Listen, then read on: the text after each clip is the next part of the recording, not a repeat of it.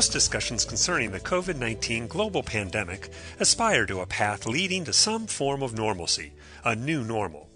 That pathway is often framed in terms of phases, with each phase leading to an equilibrium of sorts. In other words, the state of equilibrium will be defined differently with each phase. This is Kevin Donahue, Senior Director with Protiviti, welcoming you to a new edition of Powerful Insights. No one really knows how this transition is going to work, since there's no playbook for recovery from a pandemic that literally shuts down whole economies. Most likely, a state of equilibrium implies a different experience in which customer and consumer preferences, global supply chains, and the workplace are undeniably altered in ways requiring companies to refine their business models to remain relevant. Protiviti has published a two-part series on finding equilibrium in uncertain times. I recently spoke to Protiviti Managing Directors Dolores Atalo and Jim Deloach about part one in this series, Build on Your Strengths, which can be found at protiviti.com/bulletin. Dolores, based in New York, is a leader with Protiviti's risk and compliance and enterprise risk management groups. Jim, based in Houston, heads Protiviti's Global Thought Leadership Program and is a member of the firm's Global Solutions Leadership. Dolores, thank you for joining me today. Well, good morning, Kevin. Thank you. And Jim, great to speak with you as always. Thank you, Kevin. Let me toss the first question to you. Many pundits out there are talking about the new normal in the post-COVID-19 era, but what you and Dolores have introduced is this concept of finding equilibrium, or I guess states of equilibrium. What does that mean exactly? Well, Kevin, it seems that everyone's talking about a new normal or next normal or whatever.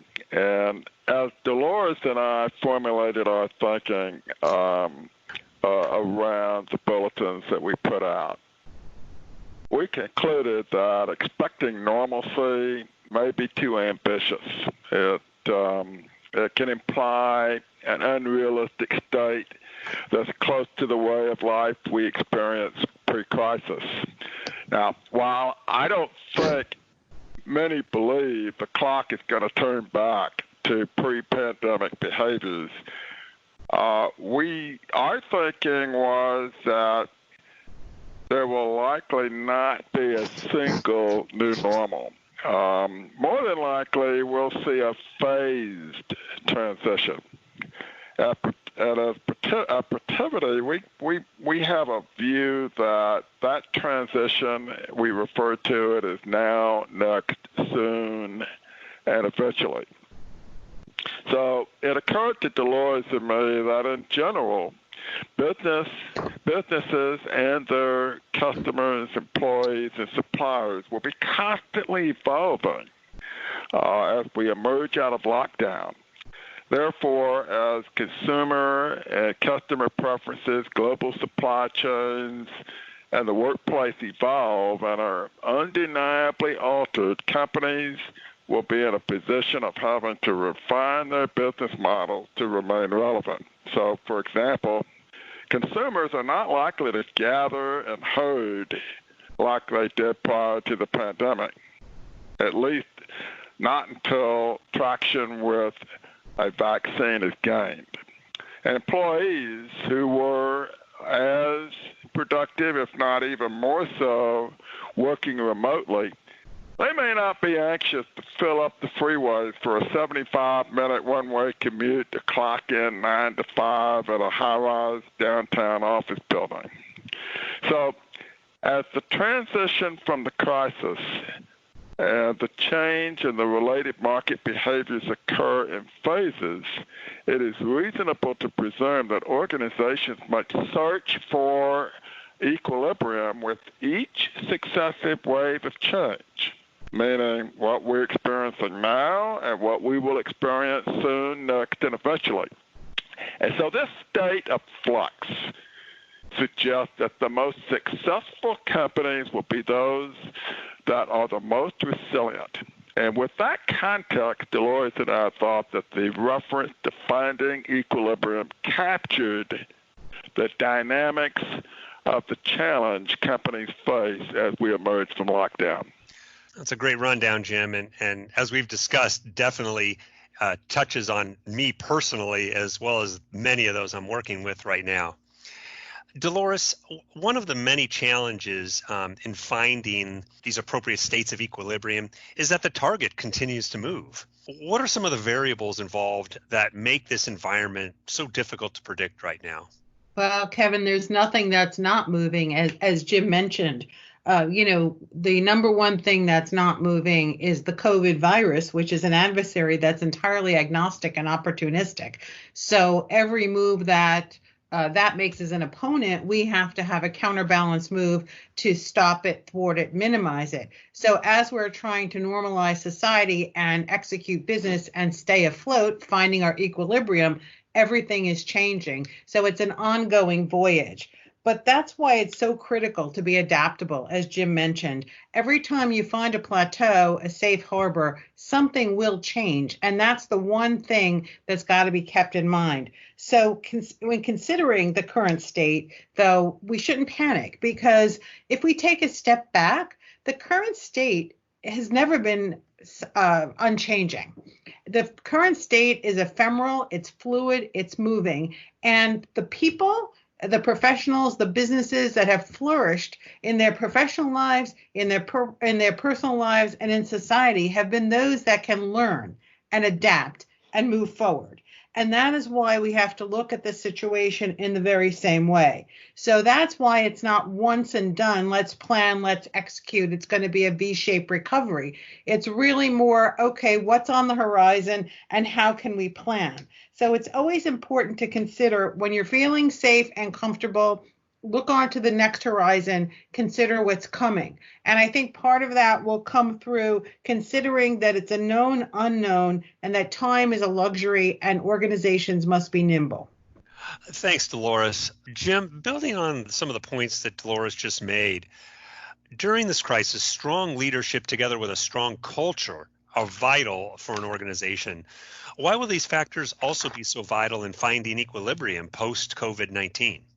Kevin, I think one of the most amazing things about this entire pandemic experience is how rapidly companies changed. And they did that out of necessity.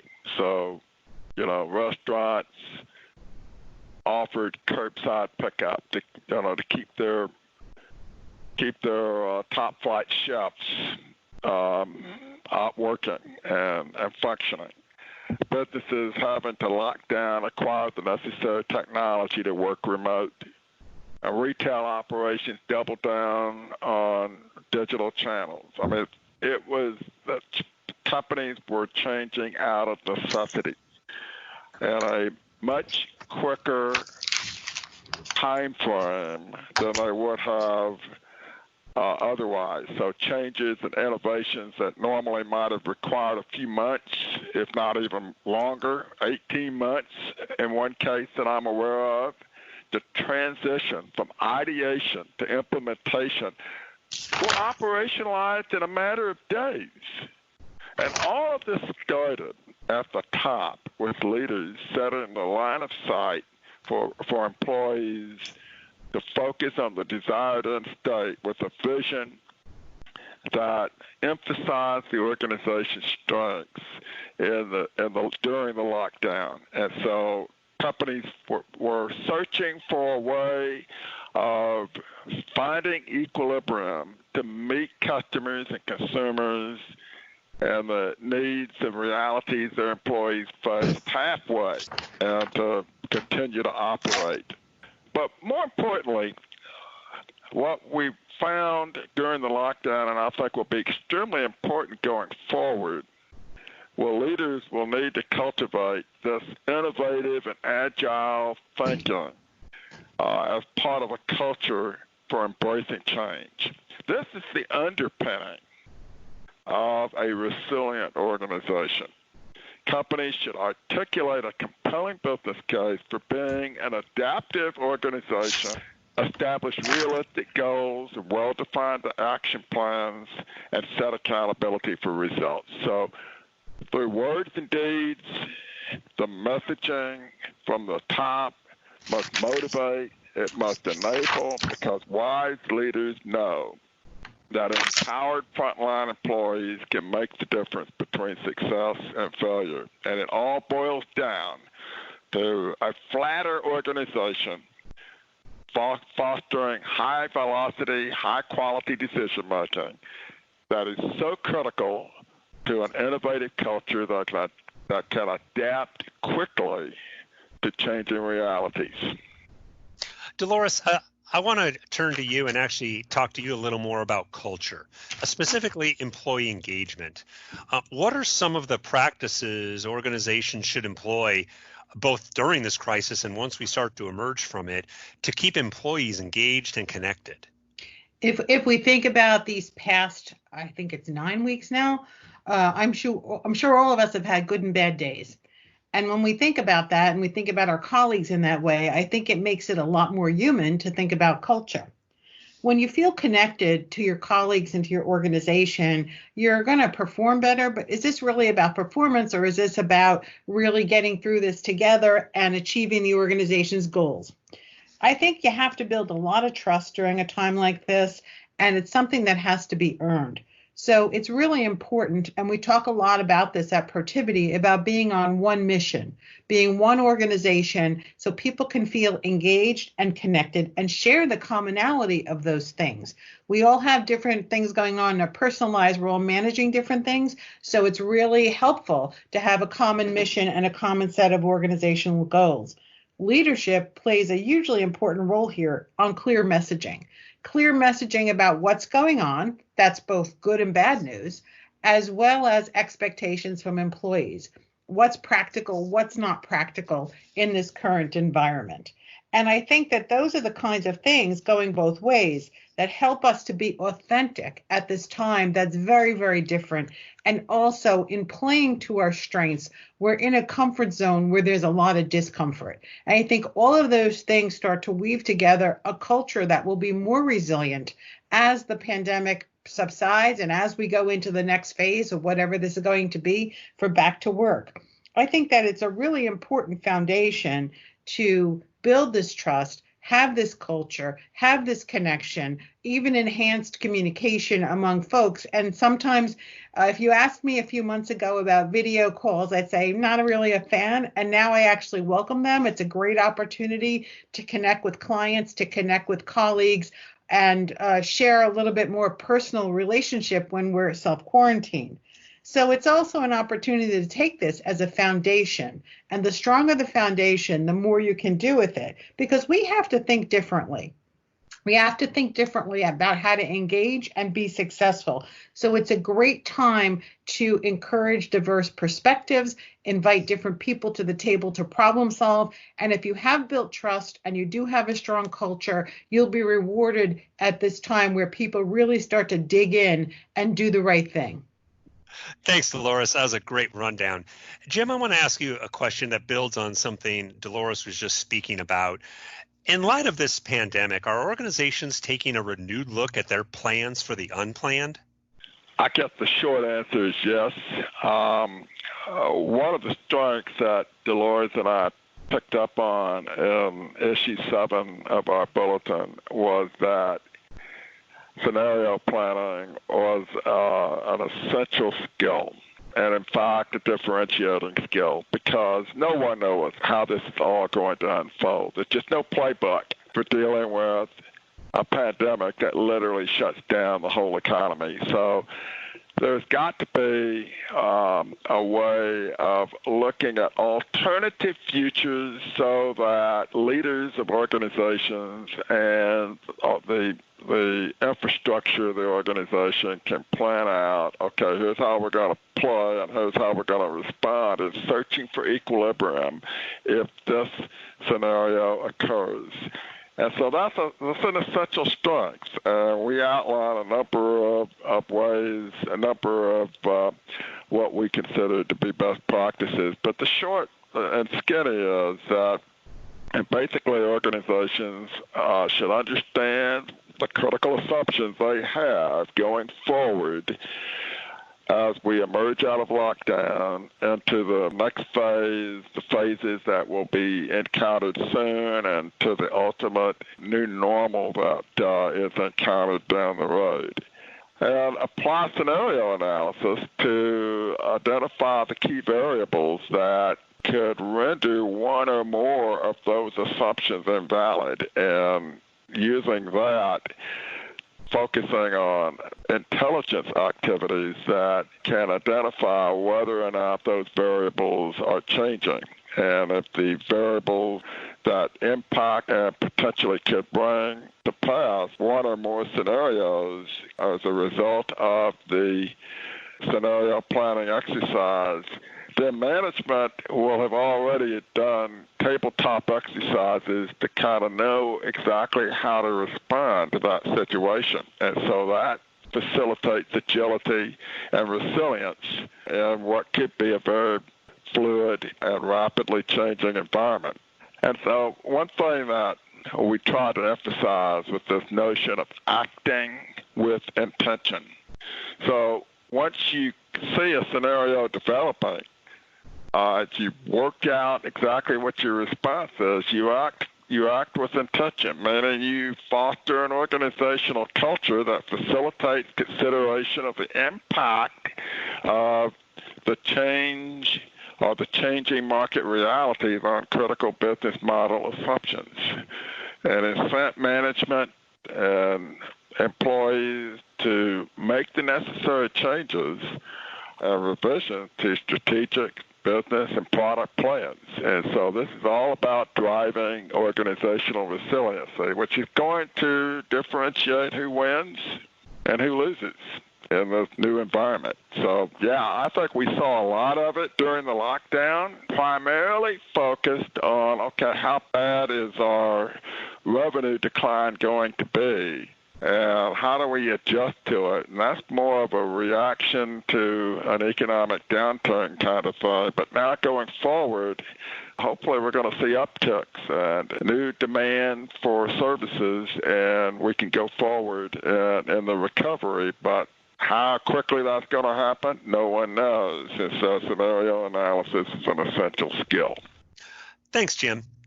Dolores, I want to turn to you to talk a little bit about third parties. Those relationships are going to be affected, and really third parties can affect an organization. How does an organization's ecosystem of third parties fit into plans and approaches in a post-COVID-19 world? Right. An ecosystem exists all the time in business. It's a community, and there are always moving parts. In the COVID-19 space, I can actually reference one of the hashtags they're using to describe our world now. We're all in this together. It's even more true with your business ecosystem. Your organization will be impacted by your competitors, your suppliers, your partners in the fluid current state and in the next iteration. That's why it's so important to find new opportunities, and you may even stumble across new opportunities as the business demand and the appetite for certain products and services changes. We see, as Jim mentioned, there are winners and losers. So restaurants that are doing takeout and delivery may not be making as much money, but they may be staying afloat in a new sense of equilibrium.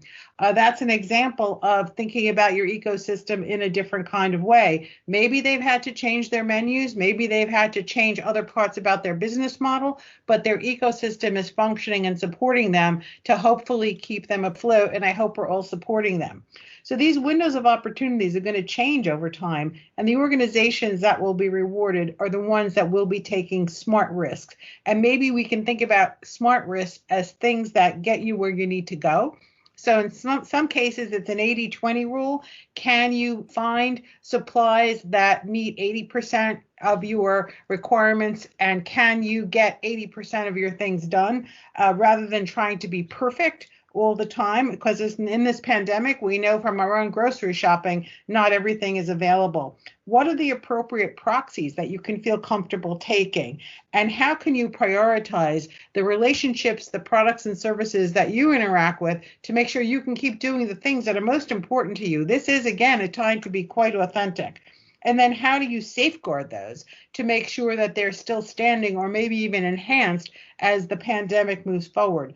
If you're going to try something different, which you may have to do, perhaps it's smart to pilot it, to think about, is this going to work or not? Because as Jim and I have discussed many times, it's okay to fail, just fail fast so you can move on to the next option. But it's important to try something, and it's important to go on and use the ecosystem to help the business move forward and find the next level of equilibrium. I thought about what you said, Dolores, around restaurants and the fact that more regulatory guidance is coming out from different jurisdictions saying that restaurants ideally should have menus online or available on an app for people to read versus having printed menus on hand. We've spoken previously about the advantage digitally mature organizations have in the market. How has this advantage been amplified today? One of the things that is so dramatic to me of this whole experience is that before the pandemic, I think companies were arrayed along a continuum around digital maturity. We make reference to that continuum on our website, which offers companies an opportunity at no cost to assess their digital maturity. And we've made observations pre-pandemic that, you've got digital leaders, you've got companies that are digitally advanced, you've got digital followers, and you can compete successfully if you are an agile follower, and so forth and so on. And then there are companies that are skeptics and companies that are digital beginners. I think prior to the pandemic, many companies were looking at digital transformation, and they were either all in or they were contemplating dabbling in specific areas. I think one of the comments that we make in the bulletin is that in rapidly changing markets, it's all about disrupt or be disrupted. And that's a cliche that's been around for a long time, but it is clear as a bell right now. The pandemic has made very clear that making a compelling case that digital maturity is fundamentally about positioning the organization to compete effectively with digital leaders who have a hyper-scalable business model that features a low-cost base and a lower dependency on people. So if you want to compete and differentiate yourself from those who just are going to struggle to survive, you really need to enhance your digital maturity and become a player in the digital market. That could be the difference between competing to win versus just competing to survive. Dolores, do you have any observations to add? Jim, I couldn't agree more. This level of disruption is an innovation driver as a survival skill. And the ability to see the landscape now and then see the next phase of the landscape is not only a key skill, it's necessary to keep your equilibrium and to move to the next level. And digital maturity is going to reward organizations that do this because they'll have the right information to be nimble, to be able to pivot, and to make the best risk-informed decisions. And as you said before, act with clear intention.